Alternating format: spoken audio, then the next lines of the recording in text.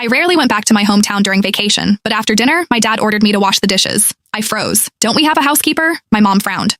Laura works so hard taking care of us every day. Since you're back, you should let her rest. You should do everything. But I couldn't understand. I'm paying her to be our housekeeper. Isn't that what she's here for? Why should I pay money and still do the work myself? This comment made the housekeeper cry and angered my parents. My mom frowned. What good are you? I barely see you once a year.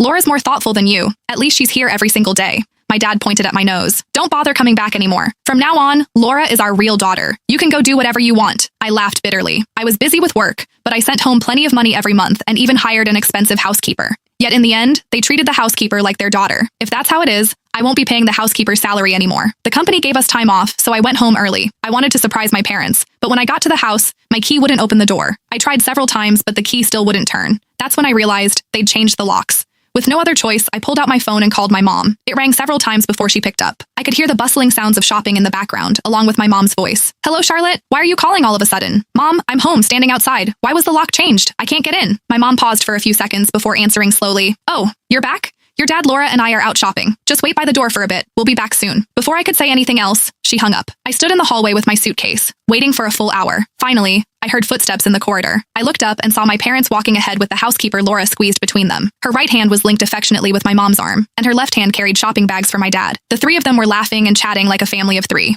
When they reached the door and saw me standing there, none of them looked surprised. My dad just glanced at me indifferently, and my mom only said casually, "Oh, you're back." Laura, on the other hand, immediately let go of my mom's hand. A warm smile spread across her face as she hurried toward me. "Charlotte, you're home. Why didn't you tell us in advance? We could have picked you up." I forced a smile and nodded slightly, my eyes falling on the door lock. "When was the lock changed?" "Why didn't anyone tell me?" Laura quickly explained. "It was changed a month ago. The old lock was getting stuck. It wasn't very safe. I was worried about Uncle and Auntie since they're getting older, so I had someone install a new one. I didn't have time to tell you. Please don't mind, Charlotte." Before I could respond, my dad snorted coldly and pushed open the door, his tone dripping with dissatisfaction. "Someone who couldn't even come home for Christmas. What difference does changing the lock make to you?" I knew my dad was still upset that I hadn't come home for Christmas. He was holding a grudge. I didn't want to start a fight the moment I got back, so I didn't respond and just followed them inside. After entering, I instinctively went to the shoe cabinet to get my slippers, but I saw my pair of fleece slippers on Laura's feet. Laura noticed my gaze and awkwardly pulled out a pair of disposable slippers from the bottom of the cabinet, handing them to me. "Charlotte, I'm sorry. I put on the wrong ones. Wear these for now." I looked at the thin disposable slippers, then at my fleece slippers on Laura's feet. A strange feeling rose in my chest, but I didn't say anything. I silently changed into the disposable slippers. After dinner, I just sat down to rest and recover from the long journey when my dad pointed at the dining table. "Go wash the dishes." I stood there, stunned, and instinctively replied, "Don't we have a housekeeper?"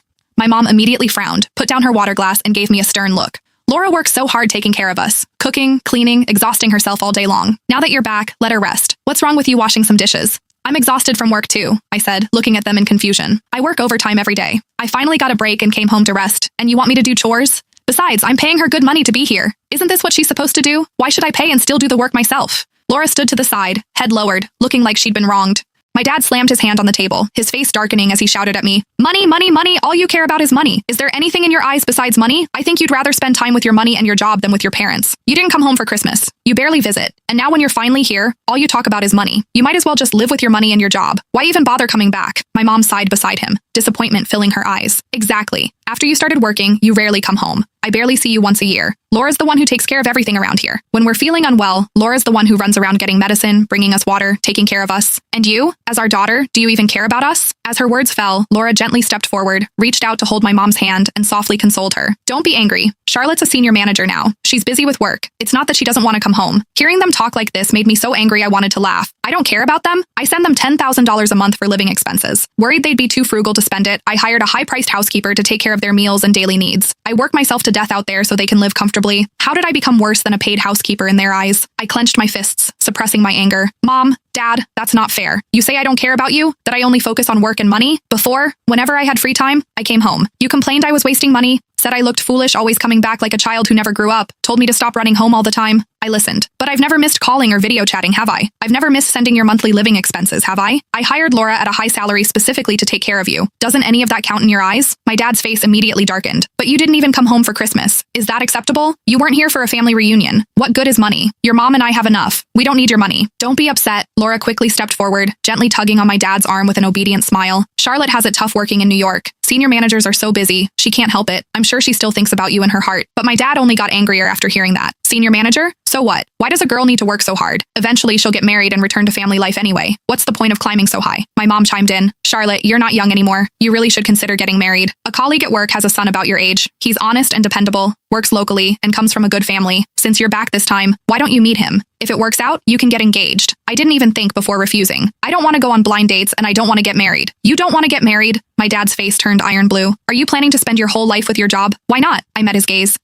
My dad was so angry his chest heaved. Your mom and I are getting old. We need someone nearby. If you go on blind dates, get married, and stay here, we'll have someone to rely on, someone to take care of us. Why can't you think about us? I frowned. Haven't I already hired Laura to take care of you? My dad slammed the table and issued his ultimatum. Then if you won't get married, quit your job and come back to take care of us. Otherwise, stop recognizing us as your parents and we'll make Laura our daughter instead. I laughed in frustration. When I graduated, I planned to find work back home so I could easily take care of you. I looked at them calmly. But you thought it was embarrassing for a graduate of a prestigious university to work in a small town. You said I had no ambition and forced me to go to New York. I've struggled in New York for so many years, finally getting a foothold and building my current life. And now, with one sentence, you want me to give it all up and quit? I shook my head firmly. That's impossible. My dad's brow furrowed, his voice immediately rising. What do you mean, impossible? We raised you all these years, and when we ask you to come back, you make excuses? I'm not making excuses, I explained patiently. My job in New York is what I fought for all these years. If I just give it up, all my suffering would be for nothing. So you're just going to abandon us? My mom joined in, her face full of disapproval. You're our only daughter. When we're old, who else can we rely on but you? I didn't say I'd abandon you. I took a deep breath and offered a solution. If you want me to take care of you, fine. Move to New York and live with me. That way I can work and look after you at the same time. My dad immediately waved his hand dismissively. Move to New York? We've lived in our hometown for decades. All our relatives and friends are here. We're not moving to some unfamiliar place where we don't know anyone. My mom nodded along. Exactly. You're still renting in New York. How could that be as comfortable as home? We're not going. I frowned. If you won't go and I can't quit, then there's nothing I can do.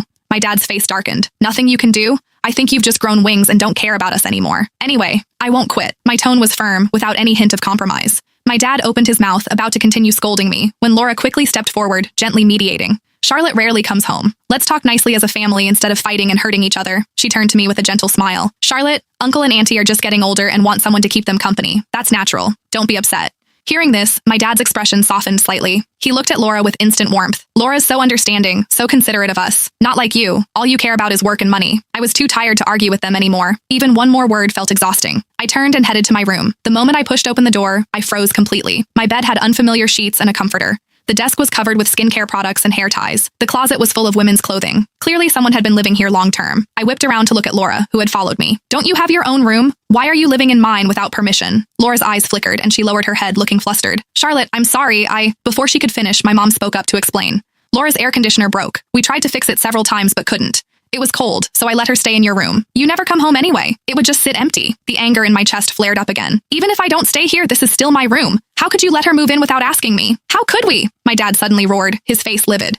Your mom and I bought this house. We can let whoever we want live here. Forget letting Laura stay. We could kick you out if we wanted. I was trembling with rage. Looking at my parents, who should have been so familiar, they suddenly felt like strangers. This was supposed to be my home, but I felt like an outsider. I stopped arguing, turned, and walked to the entryway, pulling my suitcase behind me. Fine. If you want me to leave, I'll leave. My dad snorted coldly, his face full of disdain. Go ahead and leave if you're so capable. Don't come back to this house.